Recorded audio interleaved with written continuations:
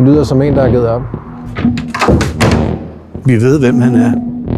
Abonnentantallet er faldet med 34%. Reklamesalget med 47%. Hvad kan give os 1 til 2 år mere?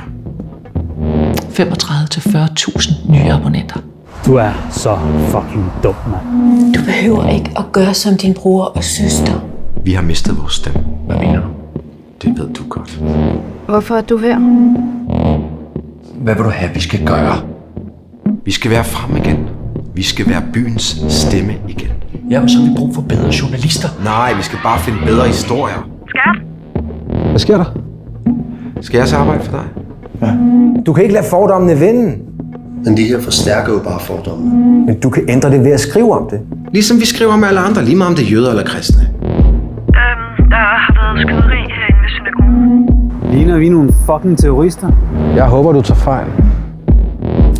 Du skal ikke gå rundt og være bange, for det er livet for kort til.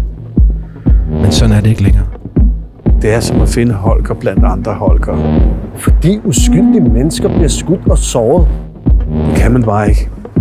Terror bliver først taget alvorligt, når den kommer tæt på.